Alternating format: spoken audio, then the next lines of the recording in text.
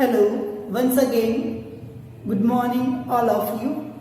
In the pediatric session, in the previous classes, we already completed with the 3 units in the pediatric session. Next, today we started with a new unit, that the unit number 5th. The 5th unit we starting today. The heading that is the nursing management of the child disorders. ठीक है, next paediatric के अंदर हम next unit number 5th हम discussion करेंगे. तो उसी के अंदर हेडिंग रहेगी the nursing management of child disorders. ठीक है, मतलब जो चिल्ड्रंस के अंदर जो अलग अलग जो डिसऑर्डर्स होते हैं, इट मे बी कंजेनाइटल भी हो सकते हैं और बर्थ होने के बाद में भी हो सकते हैं. ठीक है, that's its introduction phase. There are the various types of systematic congenital or acquired disorders. ठीक है, mix as like adult. जो चिल्ड्रंस के अंदर भी बहुत सारे जो पर्टिकुलर उनके जो सिस्टम्स है. ठीक है, इट मीन्स मस्कुलोस्केलेटल जो बोन्स और मसल से रिलेटेड. ठीक है, अदर इंटेगुमेंटरी मतलब स्किन के प्रॉब्लम्स के रिलेटेड. ठीक है, जीआई सिस्टम जो गैस्ट्रोइंटेस्टाइनल सिस्टम्स होता है, कार्डियोवास्कुलर सिस्टम. ठीक है, एंडोक्राइन सिस्टम. ठीक है, then respiratory system, then next reproductive system. ठीक है, तो ओवरऑल जो एक बॉडी की जो ह्यूमन बॉडी होती है उसके अंदर सारे सिस्टम्स जो होते हैं तो same is it is as comparison to the adult. मतलब एडल्ट के जैसे चिल्ड्रंस के अंदर भी बहुत सारी जो पर्टिकुलर सिस्टम से रिलेटेड प्रॉब्लम्स होती है वो अवेलेबल होती है. ठीक है, तो उनका हमको किस वे के अंदर मैनेजमेंट करना, वो उनका जो क्राइटेरिया क्या रहता है. ठीक है, तो उनसे रिलेटेड हम डिस्कशन करेंगे इस यूनिट के अंदर. ठीक है, it's introduction phase. There are the various types of systematic congenital और द एक्वायर्ड डिसऑर्डर्स. मतलब चिल्ड्रंस के अंदर बहुत सारे जो सिस्टमेटिक मतलब पर्टिकुलर सिस्टम से रिलेटेड प्रॉब्लम्स होती है. ठीक है, दैट्स मे बी कंजेनाइटल. ठीक है, वो भले कंजेनाइटल हो सकती है. ठीक है, कंजेनाइटल इट मीन्स उसको बर्थ के टाइम से ही उसके अंदर अवेलेबल हो. मतलब बेबी का जन्म होता है तो वो जन्म के साथ में वो उसका बर्थ के टाइम से ही प्रॉब्लम होती है वो अवेलेबल होती है. और उसका रीजन होता है कि वो जब उसका डेवलपमेंट हो रहा था, जब मदर के यूट्रस के अंदर उसका वो प्रोडक्शन हो रहा था, उसको बन रहा था. ठीक है, तो उसी के टाइम से कुछ ऐसी पर्टिकुलर सिस्टम से रिलेटेड डिफॉर्मिटी होती है वो रह जाती है, तो उसी को हम कंजेनाइटल के अंदर. Then next acquired disorders. ठीक है, एक्वायर्ड डिसऑर्डर्स मतलब कि बर्थ होने के बाद में उसको हो जाते हैं. ठीक है, सीन इन द चिल्ड्रंस. ठीक है, और वो चिल्ड्रंस के अंदर जो अवेलेबल होते हैं which may leads the diversion. ठीक है, that may leads the diversion. Diversion का इट मीन्स कि जिस नॉर्मल पाथवे के ऊपर मतलब उसकी ग्रोथ एंड डेवलपमेंट हो रही, मतलब जैसा नॉर्मल होना चाहिए उससे डाइवर्ट हो जाएगा. ठीक है, डाइवर्ट इट मीन्स कि नॉर्मल जा रहा था तो अब नॉर्मल हो जाएगा, थोड़ा बहुत उसके अंदर चेंजेस आ जाएगा. ठीक है, तो acquired disorders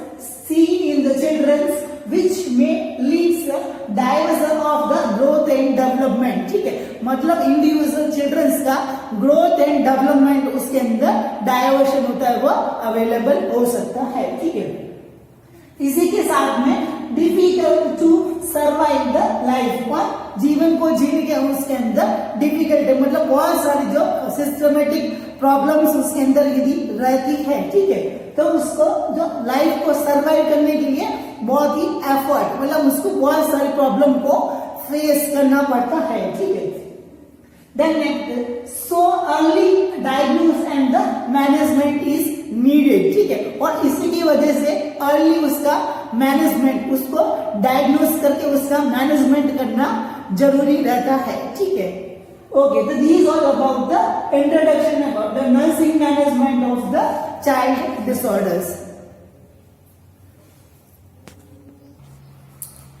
Then next one, the nursing management of children disorders का the first सिस्टम हम जो स्टार्ट करने वाले हैं. ठीक है, वो है द फर्स्ट सिस्टम हम स्टार्ट करेंगे द कार्डियोवास्कुलर डिसऑर्डर्स. ठीक है, मीन्स जो कार्डियोवास्कुलर जो सिस्टम होता है जिसके अंदर जो हार्ट ब्लड वेसल्स इंक्लूडेड होते हैं। Cardiovascular, the word cardio stands for the heart and the vascular stands for the blood vessels, ठीक है। तो फर्स्ट सिस्टम हम स्टार्ट करेंगे चिल्ड्रंस के अंदर, जिसके अंदर अबनॉर्मलिटीज वगैरह होगी, वो कंजेनिटल और एक्वायर्ड डिसऑर्डर्स होगी। The system related to the cardiovascular system, मतलब उसका जो सर्कुलेटरी सिस्टम कैसा होता है, उससे रिलेटेड कौन कौन सी प्रॉब्लम्स उसके अंदर अवेलेबल है, ठीक है। तो उनसे रिलेटेड हम डिस्कशन करेंगे। It's introduction phase, the abnormalities belongs to the heart and the blood vessels, ठीक है। मीन्स ऐसे जो चिल्ड्रंस के अंदर अबनॉर्मलिटीज वगैरह होती है, जो बेसिकली उसके हार्ट और उसकी ब्लड वेसल्स होती है, उनसे बिलोंगिंग करती है, ठीक है। तो ऐसी जो प्रॉब्लम्स कौन कौन सी है वो इसके अंदर हम डिस्कशन करेंगे, ठीक है। बिफोर इट, मतलब इससे पहले, ठीक है, मतलब चिल्ड्रंस के अंदर बर्थ होने से पहले उसके जो कार्डियोवास्कुलर सिस्टम के अंदर, उसके सर्कुलेशन के प्रोसेस के अंदर थोड़ा बहुत वेरिएशंस होता है, वो अवेलेबल रहता है, ठीक है। तो इसी की वजह से सबसे पहले हम जो इसको डिटेल के अंदर डिस्कशन करने से पहले सबसे पहले हम डिस्कशन करेंगे अबाउट द फीटल सर्कुलेशन, ठीक है।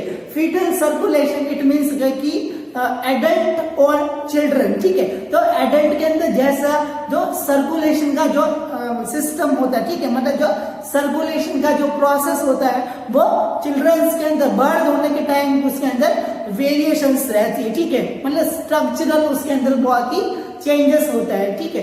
तो उसकी वजह से भी प्रॉब्लम्स वगैरह होती है, वो उसके अंदर अराइज हो सकती है, ठीक है। तो इसको पढ़ने से पहले सबसे पहले हम फीटल सर्कुलेशन से रिलेटेड हम डिस्कशन करेंगे। The next one, the in front of you, that is a structure of the foetal circulation, ठीक है। मीन्स जो चिल्ड्रंस के अंदर बिफोर बर्थ, ठीक है, मीन्स बिफोर बर्थ से पहले जो एडल्ट के जैसा जो सिस्टमेटिक जो सर्कुलेशन होता है उसके अंदर वेरिएशंस रहती है, ठीक है। मतलब some of the structure are different to the age comparison to the adult, ठीक है। तो इन सब के अंदर भी प्रॉब्लम होने की वजह से बहुत सारी जो कंजेनिटल प्रॉब्लम्स होती है, जो या फिर जो अदर एक्वायर्ड प्रॉब्लम्स होती है, वो उनके अंदर चिल्ड्रंस के अंदर अराइजेस हो सकती है, ठीक है। तो बेसिकली चिल्ड्रंस के अंदर जो सर्कुलेशन होता है वो आपके सामने ऐसा होता है कि चिल्ड्रंस के अंदर आपने ऐसा सुना होगा कि चिल्ड्रंस के अंदर जो भी जो ब्लड का सर्कुलेशन होता है वो मदर के द्वारा होता है, ठीक है। What ever the mother will be consume, that should be circulate in the blood of the children, ठीक है। चिल्ड्रंस के ब्लड के अंदर वो का वो सर्कुलेट करेगा, ठीक है। तो उसी के अंदर फर्स्ट स्ट्रक्चर आप देख रहे हैं,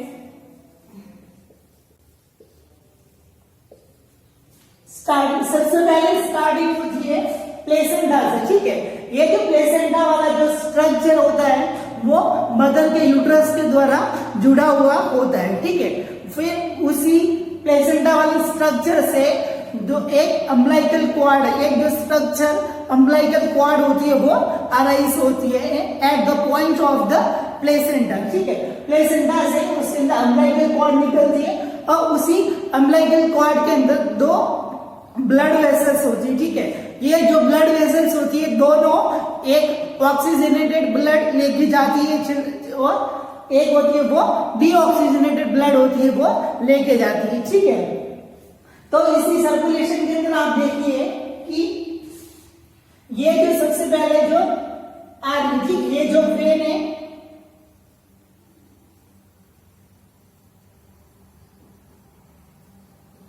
तो ये प्लेसेंटा से जो भी जो ब्लड होता है वो चिल्ड्रंस की ओर लेके आ रही है, ठीक है। तो ये लेके आने वाली जो वेन होती है उसको हम अम्बिलिकल वेन के नाम से जाना जाता है, ठीक है। मीन्स एक जो अम्बिलिकल कॉर्ड होती है तो उसी के अंदर जो ब्लड वेसल्स होती है, एक आर्टरी होती है, एक होती है वेन, ठीक है। बस चिल्ड्रंस के अंदर जो आर्टरी होती है वो डीऑक्सीजनेटेड ब्लड इसके अंदर होता है और अम्बिलिकल वेन के अंदर जो ऑक्सीजनेटेड ब्लड होता है, ठीक है। इसके अंदर थोड़ा उल्टा पोर्शन है कि बेसिकली हमने देखा कि आर्टरी के अंदर होता है वो ऑक्सीजनेटेड ब्लड होता चाहिए, ठीक है। और वेन के अंदर डीऑक्सीजनेटेड ब्लड होना चाहिए। बट पल्मोनरी सर्कुलेशन और जो फीटल सर्कुलेशन के अंदर थोड़ा ऑपोजिट है, ठीक है। इसके अंदर जो अम्बिलिकल वेन है, ठीक है, तो प्लेसेंटा से अम्बिलिकल जो वेन होती है उसके अंदर एक जो अम्बिलिकल वेन होती है वो एक होती है, ठीक है। उसके अंदर जो ब्लड सर्कुलेट जो ऑक्सीजनेटेड ब्लड होता है वो चिल्ड्रंस के अंदर सबसे पहले जो उसका नाभि, ठीक है, मतलब उसकी जो अम्बिलिकल कॉर्ड होती है वो उसके द्वारा उसके अंदर सबसे पहले आता है। मतलब जो प्लेसेंटा का जो कनेक्शन होता है वो इसकी बीच वाली जो नाभि होती है उसके अंदर इसका कनेक्शन होता है, ठीक है। फिर नाभि में आने के बाद में वो आगे ट्रांसफर होती है लीवर के अंदर, ठीक है। तो सबसे पहले जो अम्बिलिकल के अंदर आने के बाद में सबसे पहले जो सर्कुलेशन के लिए जो ब्लड दिया जाता है वो लीवर की तरफ उसको ट्रांसफर किया जाता है, ठीक है। देन नेक्स्ट लीवर से वो आगे बाइफर्कुएट होती है, मतलब लीवर से आगे की तरफ वो बढ़ने लग जाती है, ठीक है। तो लीवर की तरफ से आगे की तरफ जाएगी वो जो वेना कावा होता है, ठीक है, मतलब एडल्ट के अंदर जो बेसिकली जो डीऑक्सीजनेटेड ब्लड होता है पूरी बॉडी के वहां से जो उसको रिसीव करता है, मतलब डीऑक्सीजनेटेड ब्लड होता है उसको लाने का काम करता है वेना कावा, ठीक है। तो बेसिकली जो वेना कावा होगा उसके अंदर जो डीऑक्सीजनेटेड ब्लड होता है वो अवेलेबल रहता है, ठीक है। और वेना कावा और ये जो अम्बिलिकल वेन है, ठीक है, तो ये दोनों एक कनेक्शन बनाती है, ठीक है। लीवर से आगे की तरफ जो बाइफर्कुएट होने के बाद में एक वेना कावा के साथ में ये अम्बिलिकल वेन होती है वो एक स्ट्रक्चर बनाती है, ठीक है। उसी स्ट्रक्चर को डक्टस वेनोसस के नाम से जाना जाता है, ठीक है। इस डक्टस वेनोसस के अंदर जो वेना कावा होती है सुपीरियर और इंफीरियर जो वेना कावा होती है उनके अंदर जो ब्लड होता है और जो अम्बिलिकल वेन के अंदर जो ब्लड होता है वो उनका प्रेशर होता है वो इसमें यहाँ पे आने के बाद में थोड़ा हैंडल किया जाता है, ठीक है। इसीलिए इस स्ट्रक्चर को बनाया होता है, ठीक है, मतलब ये बना हुआ होता है। देन नेक्स्ट डक्टस वेनोसस किन के बीच में बना, between the umbilical when and the inferior and the superior vena cava, ठीक है। देन नेक्स्ट आगे की तरफ वो डक्टस वेनोसस से अम्बिलिकल वेन होती है वो खुलती है दो हार्ट के जो चैम्बर्स है, ठीक है। द राइट ये राइट वाला पोर्शन ये लेफ्ट वाला चैम्बर, ठीक है। इसके अंदर both atrium and the ventricle, ठीक है। The right atrium the left right atrium and the right ventricle same as it is opposite the left atrium and the left ventricle, ठीक है। तो इसी के अंदर देखिए डक्टस वेनोसस से आगे की तरफ वो हार्ट के अंदर चैम्बर्स के अंदर जाती है, ठीक है। फिर उसी के साथ में जो 100% जो ब्लड होता है वो डिलीवर जो उसके अंदर जो ड्रेन करती है एट द राइट एट्रियम, ठीक है। राइट एट्रियम के अंदर वो ड्रेन करती है तो 100% का जो 70% होता है चिल्ड्रंस के अंदर एक स्ट्रक्चर होता है बर्थ से पहले ऐसा होता है कि जो राइट एट्रियम और लेफ्ट एट्रियम के बीच में एक जो कनेक्शन होता है वो खुला रहता है, ठीक है। उनके बीच में एक जो ओपनिंग होती है, ठीक है, उस ओपनिंग को हम फोरामेन ओवल के नाम से जाना जाता है, ठीक है। चिल्ड्रंस के अंदर बर्थ होने से पहले ज्यादा उनके ऊपर जो हार्ट होता है वो ज्यादा एक्टिविटी नहीं कर पाता, ठीक है। तो इसकी वजह से उनके ऊपर ज्यादा प्रेशर नहीं पड़े, ठीक है। या फिर जो चिल्ड्रंस के जो लंग्स होते हैं, ठीक है, तो वो बेसिकली इनएक्टिवेटेड होता है, वो अपना जो रेस्पिरेशन का जो प्रोसेस होता है वो नहीं कर पाते और उनका जो ऑक्सीजन जो गैसेस एक्सचेंजिंग का जो प्रोसेस होता है वो लंग्स होता है वो बर्थ के बाद में जो बर्थ के 2 वीक या फिर जो बर्थ के बाद में होता है वो फंक्शन करना वो स्टार्ट करते हैं, ठीक है। तो इसी की वजह से जो इनबोर्न के अंदर ही उसके अंदर जो ऑटोमेटिकली जो ज्यादा प्रेशर यदि उसके अंदर नहीं पड़े, ठीक है, तो इसी की वजह से जो एक स्ट्रक्चर अवेलेबल रहता है उसको फोरामेन ओवल कहते हैं, ठीक है।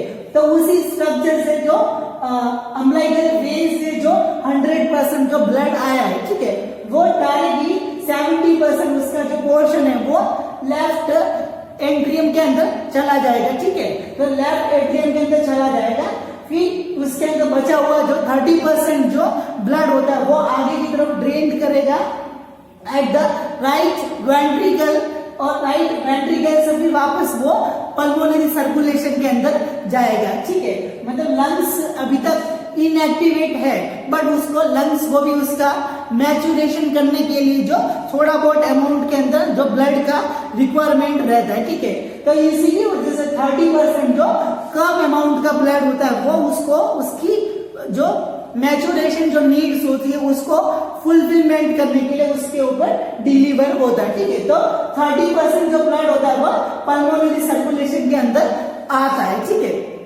बट बर्थ के टाइम, बर्थ से पहले उसके अंदर ऐसा स्ट्रक्चर होता है कि हार्ट जो लंग्स के द्वारा उसके अंदर प्रेशर जनरेट होता है कि लंग्स होता है वो अपना जो गैसियस एक्सचेंज का जो प्रोसेस होता है वो फुलफिलमेंट नहीं कर पाता। ठीक है, तो इसकी वजह से क्या होगा कि इसके ऊपर प्रेशर जनरेट होता है। ठीक है, जो लंग्स के वहां प्रेशर जनरेट होने की वजह से ये पल्मोनरी आर्टरी है वो डाइवर्ट हो जाएगी। ठीक है, और वो डाइवर्ट होके एक स्ट्रक्चर होता है। ठीक है, जो एरोटा होता है उसी के आगे की तरफ जो एरोटा वाला स्ट्रक्चर होता है उसके साथ में एक कनेक्शन बना लेती। ठीक है, मीन्स 30% जो ब्लड होता है वो लंग्स की तरफ जाएगा। ठीक है, पर लंग्स के अंदर गैसियस फंक्शन होता है वो स्टार्ट नहीं होने की वजह से वो प्रेशर जनरेट होने के बाद में जो प्रेशर की वजह से एक और स्ट्रक्चर होगा वो एरोटा के साथ में जनरेट कर देता है। ठीक है,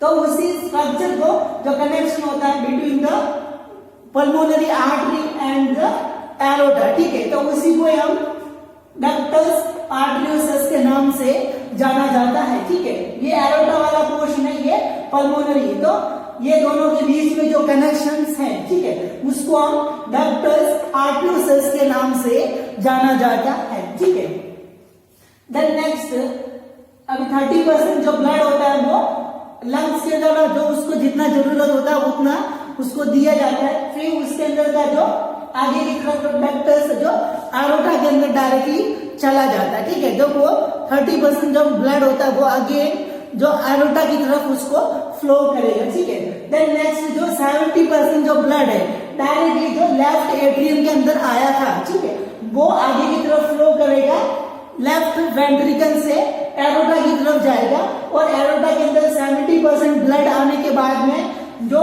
लंग्स के तरह जो कनेक्शन से आया है, ठीक है, वो 30% और ये 70% होता है वो एरोटा के अंदर फाइनली मिल जाते हैं। ठीक है, मतलब जो 70% जो डायरेक्टली सर्कुलेट होके आया है, ठीक है, और जो 30% जो डाइवर्ट हो गया था, ठीक है, पल्मोनरी की तरफ, तो एक स्ट्रक्चर के द्वारा वो वापस अगेन एरोटा के अंदर मिल जाता है। ठीक है, और लास्ट में फाइनली 100% जो ब्लड का जो अमाउंट होता है वो हो जाता है। ठीक है, जितना अमाउंट उसको राइट एट्रियम के अंदर उसने 100% ड्रेन किया था वो एरोटा के अंदर अगेन 100% हो जाता है। ठीक है, फिर नेक्स्ट वो आगे सर्कुलेट करता है चिल्ड्रंस के पूरी बॉडी के अंदर, पूरी बॉडी के अंदर वो आगे 100% होता है वो सर्कुलेट करता है। ठीक है, देन नेक्स्ट अगेन उसकी बॉडी से जो डीऑक्सीजनेटेड जो ब्लड होता है वो आता है एब्डोमिनल एरोटा से, उसकी जो ब्रांचेस होती है एब्डोमिनल एरोटा की,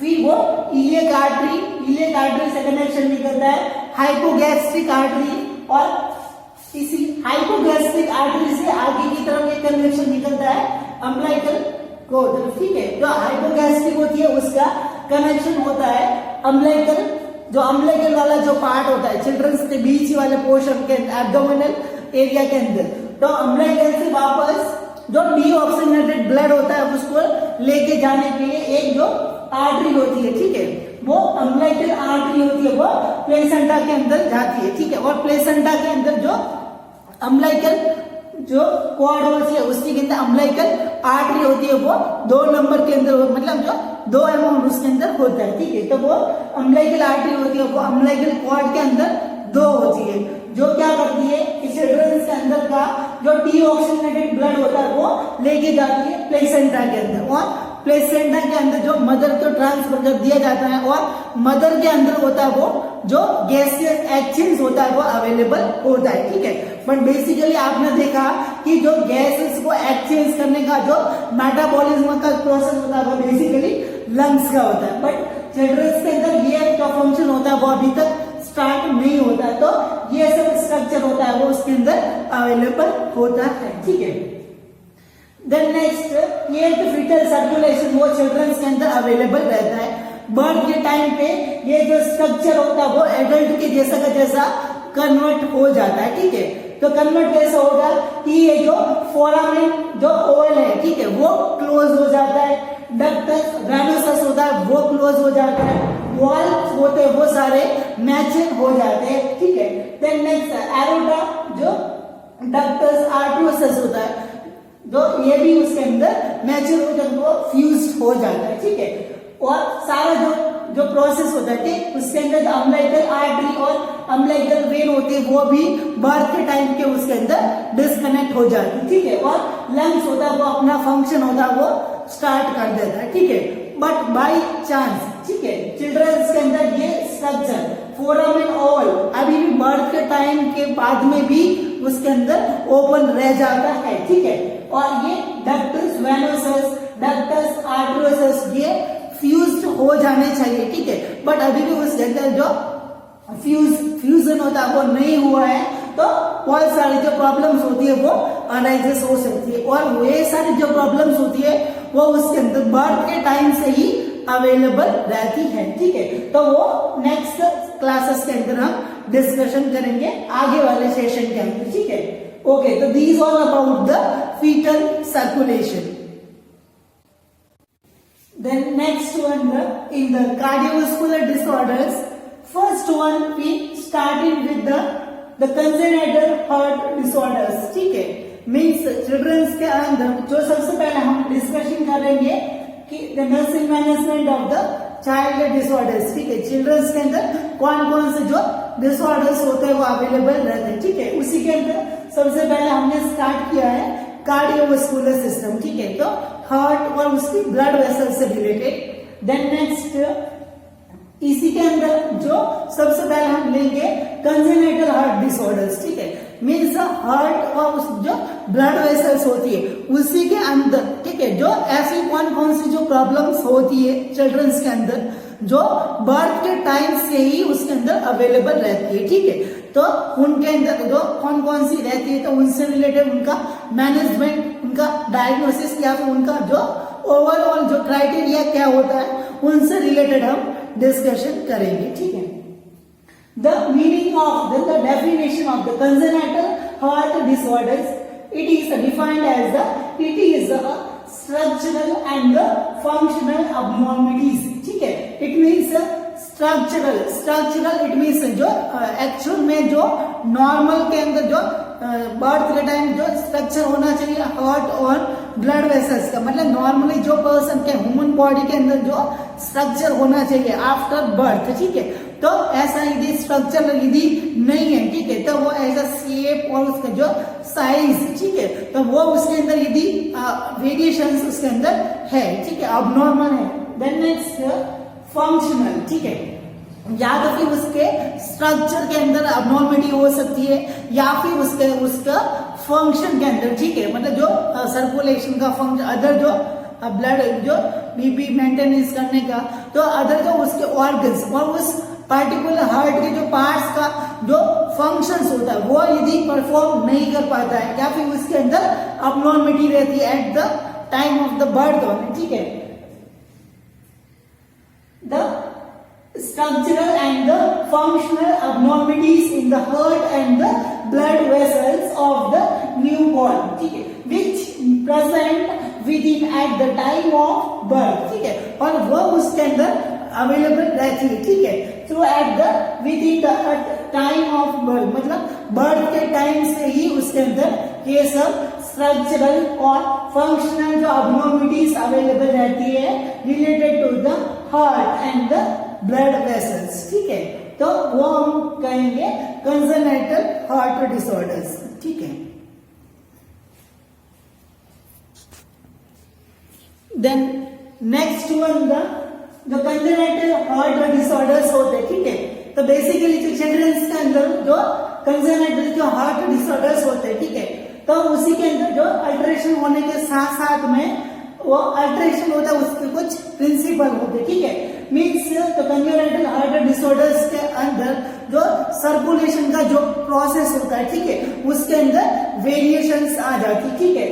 तो अलग अलग जो डिसऑर्डर्स होते हैं उनके अंदर जो अल्टरेशंस होता है वो अलग अलग होता है, वो सर्कुलेशन का प्रोसेस होता है, वो उसके अंदर वेरिएशंस होती है, ठीक है।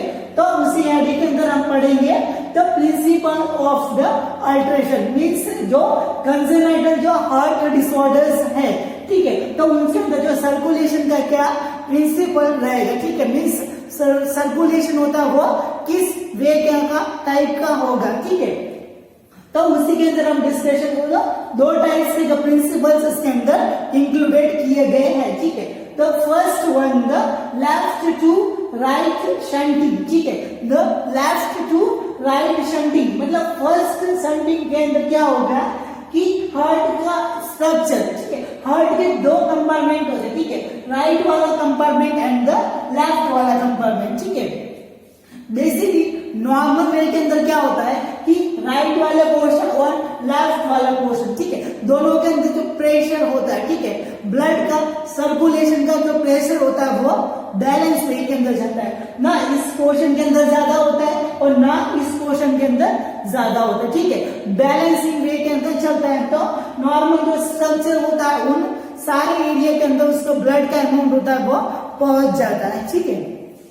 बट द कंजेनाइटल जो स्ट्रक्चरल अबनॉर्मलिटी होने की वजह से, ठीक है, तो इनके अंदर क्या होगा कि जो अल्टरेशंस होगी या तो फिर left to right shunting, means left वाले जो कंपार्टमेंट होते, ठीक है, लेफ्ट एट्रियम, लेफ्ट वेंट्रिकल, ठीक है, तो ये पोर्शन के अंदर जो शंटिंग होगी वो अवेलेबल होगी, ठीक है। इसी के अंदर क्या होगा कि लेफ्ट वाले पोर्शंस होते हैं या तो फिर लेफ्ट एट्रियम या फिर लेफ्ट वेंट्रिकल के अंदर जो ब्लड का अमाउंट बढ़ने की वजह से प्रेशर होता है वो ज्यादा जनरेट होगा, मतलब ज्यादा से ज्यादा प्रेशर जनरेट होने की वजह से जो ब्लड होगा वो लेफ्ट टू राइट मतलब वापस लेफ्ट पोर्शन से राइट वाले पोर्शन की तरफ प्रेशर जनरेट करता है, ठीक है। तो उसी को हम लेफ्ट टू राइट शंटिंग के नाम से जाना जाता है, ठीक है। तो ये प्रिंसिपल्स आगे वाले पोर्शन के अंदर हम डिस्कशन करेंगे, अलग अलग जो कंजेनाइटल हार्ट डिसऑर्डर्स के अंदर ये वाली टाइप की शंटिंग भी अवेलेबल रहती है, ठीक है।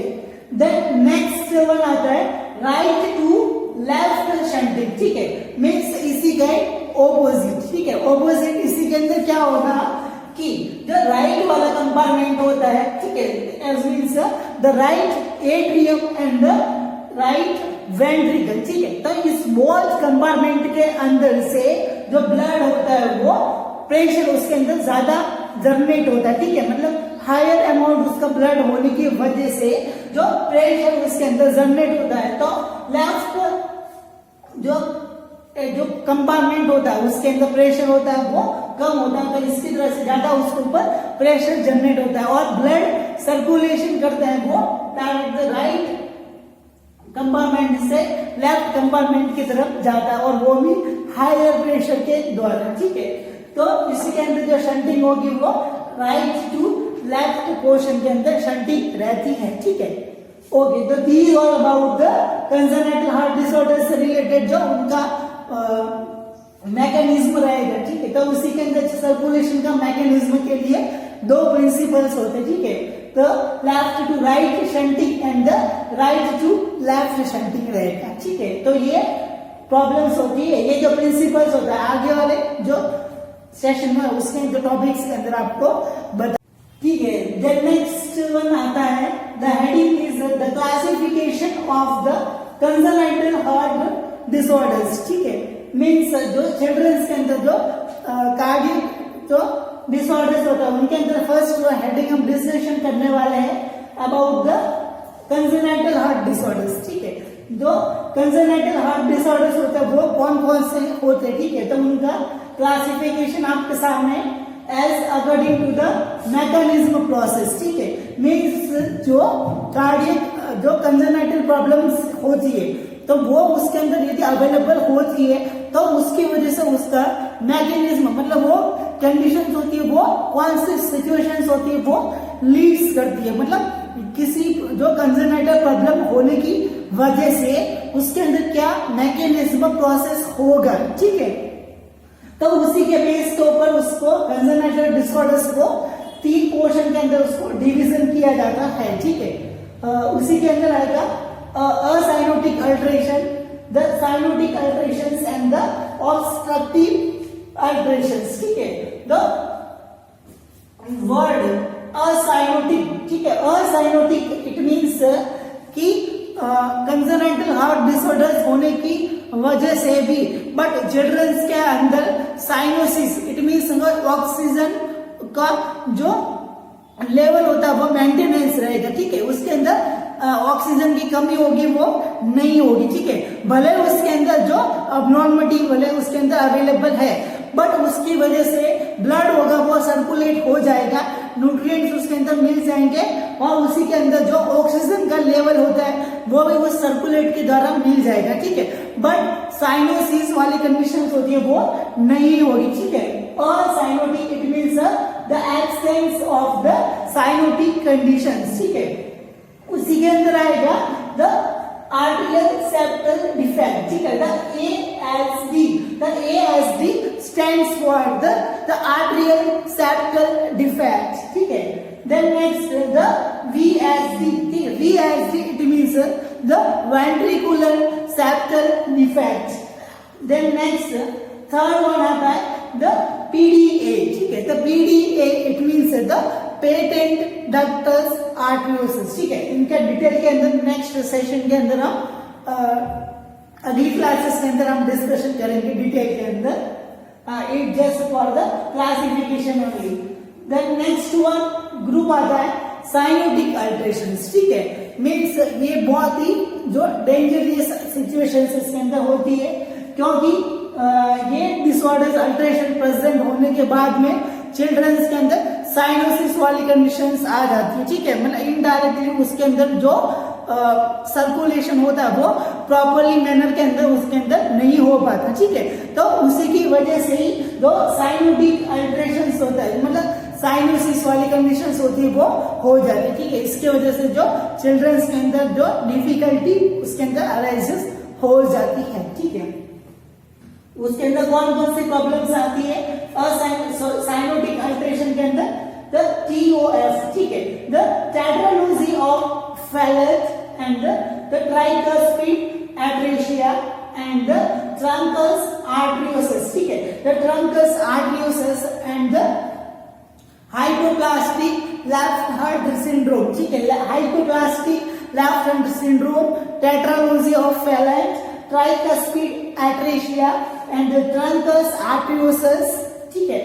These all are comes under the cyanotic alteration. ये जो डिसऑर्डर्स है कि चिल्ड्रंस के अंदर अवेलेबल है तो इसकी वजह से साइनोसिस होने का चांस उसके अंदर हो सकता है, ठीक है। Then next one the obstructive alterations, ठीक है। तो obstructive alterations means ऐसे जो कंजेनाइटल डिसऑर्डर्स, ठीक है, जो हार्ट जो सर्कुलेटरी सिस्टम होता है उसके जो स्ट्रक्चरल के अंदर ऐसा कुछ ऑब्स्ट्रक्शन आ जाएगा, ठीक है। मतलब जो उसका जो सर्कुलेशन का जो पाथवे है, ठीक है, उसी पाथवे के बीच में कुछ ऑब्स्ट्रक्शन क्रिएट हो जाता है। मतलब जो बर्थ के टाइम से ही उसके अंदर एक कुछ ऑब्स्ट्रक्शन होता है वो अवेलेबल हो जाता है, ठीक है। तो उस कंडीशन को जो डिसऑर्डर्स होते हैं उनको हम ऑब्स्ट्रक्टिव अल्टरेशन के अंदर इंक्लूडेड किया जाता है, ठीक है। उसी के अंदर आएगा द कोएरेंटेशन ऑफ द एरोटा, ठीक है। मतलब जो एरोटा के रिलेटेड जो अल्टरेशन है जो डिटेल के अंदर नेक्स्ट क्लासेस के अंदर हम डिस्कशन करेंगे। देन द वॉल्स स्टेनोसिस, ठीक है।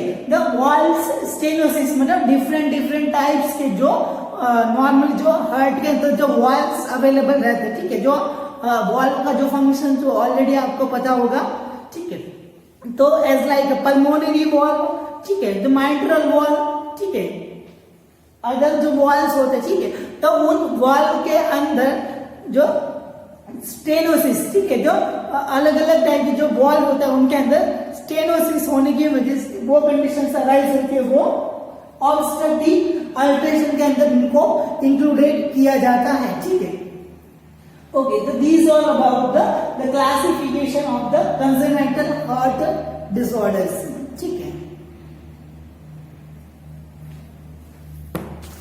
Then next one in the detail after the classification जो डिफरेंट जो डिसऑर्डर्स होते हैं उनसे रिलेटेड हम डिटेल के अंदर हम डिस्कशन करेंगे, ठीक है। तो फर्स्ट वन हम स्टार्ट करते हैं असाइनोटिक हार्ट डिसऑर्डर्स, ठीक है, जो कंजेनिटल असाइनोटिक हार्ट डिसऑर्डर्स है उनसे रिलेटेड हम डिस्कशन करते हैं, ठीक है। असाइनोटिक इट मीन्स ऑलरेडी हमने जो डिस्कशन किया with problem of the cyanosis doesn't sink, ठीक है, मतलब ऐसी जो कंजेनिटल प्रॉब्लम्स उसके अंदर होगी बट उनके अंदर साइनोसिस वाली कंडीशंस नहीं होगी, मतलब ब्लड होता है वो प्रॉपरली सर्कुलेटेड सही अमाउंट के अंदर हो जाएगा, ऑक्सीजन का लेवल न्यूट्रिएंट्स वगैरह उसके अंदर अवेलेबल रहेंगे, ठीक है। तो उसी के अंदर फर्स्ट कंडीशन हम पढ़ेंगे द ASD, ठीक है। ASD stands for the arterial septal defect, ठीक है, द आर्टेरियल सेप्टल डिफेक्ट से रिलेटेड हम डिस्कशन करेंगे। तो सारे जो कंजेनिटल हार्ट डिसऑर्डर या फिर जो अदर जो क्राइटेरियाज होते हैं, तो सारे डिसऑर्डर्स के अंदर आपको ये जो क्राइटेरियाज होते हैं वो उनके अंदर आपको टर्म्स इसके अंदर यूज में आपको लेना है, ठीक है। फर्स्ट वन इंट्रोडक्शन फेज, ठीक है, इट मींस उसका डेफिनेशन या फिर उसका इंट्रोडक्शन, मतलब ये किसके अंदर इंक्लूडेड किया जाता है, इसका मीनिंग क्या होता है, वो सब हम इसके अंदर पढ़ेंगे। देन नेक्स्ट टाइप्स, एक मतलब पर्टिकुलर जो प्रॉब्लम है जिसके यदि अलग अलग उस प्रॉब्लम के भी सब टाइप्स यदि अवेलेबल होते हैं तो वो उस टाइप्स के अंदर हमको लिस्ट आउट करनी, ठीक है। देन नेक्स्ट इटियोलॉजी, ठीक है, इटियोलॉजी इट मींस इसका कॉज, ठीक है, ये इसका होने का रीजन क्या हो, ये किस वजह से हो सकता है, ठीक है। देन नेक्स्ट पैथोफिजियोलॉजी, ठीक है, पैथोफिजियोलॉजी मतलब ये प्रॉब्लम होने की वजह से क्या क्या जो इवेंट्स हमारी बॉडी के अंदर होता है और लास्ट के अंदर जो असाइनोटिक वाली कंडीशन कैसे नहीं हो पाती, ठीक है, मतलब लास्ट का जो उसका जो फाइनल जो रिजल्ट होता है, ठीक है, उसका जो फाइनल इफेक्ट होता है वो उसके अंदर पैथोफिजियोलॉजी के अंदर हम डिस्कशन करेंगे। Then next clinical manifestation, in this we discussing about the sign and symptoms, ठीक है, जो डिसऑर्डर जिसके अंदर चिल्ड्रंस के अंदर अवेलेबल है तो उसके अंदर क्या क्या लक्षण होता है वो अवेलेबल रहते हैं, तो वो इसके अंदर हम डिस्कशन करेंगे। देन नेक्स्ट डायग्नोसिस मेजर्स, ठीक है, डायग्नोस्टिक मेजर्स मतलब इस प्रॉब्लम को आइडेंटिफाई करने के लिए, ठीक है, पर्टिकुलर प्रॉब्लम को कंफर्म करने के लिए उसका पता लगाने के लिए हम क्या क्या कर सकते हैं। देन नेक्स्ट मैनेजमेंट, उसको ट्रीट कैसे किया जाए, ठीक है, एंड देन मैनेजमेंट करने के बाद भी इससे उसको अच्छी तरह से मैनेजमेंट नहीं हो पाता है, लंबे पीरियड तक यदि वो अवेलेबल रहती है तो उसके अंदर क्या क्या कॉम्प्लिकेशंस होते हैं वो इसके अंदर इंक्लूडेड हम करेंगे, ठीक है। तो सारी प्रॉब्लम्स के क्राइटेरिया के अकॉर्डिंग ये जो टर्म्स होती है, ये जो क्राइटेरिया पॉइंट्स होता है उसके अंदर अवेलेबल होने चाहिए, ठीक है। दूसरा इसके अंदर अनयूजुअली आपको कुछ भी उसके अंदर इन्वॉल्व नहीं करना है, ठीक है, ओके, ठीक है। तो ASD से रिलेटेड डिटेल के अंदर हम नेक्स्ट आफ्टरनून की क्लास के अंदर हम डिस्कशन करेंगे। Thank you so much. हो गया ना।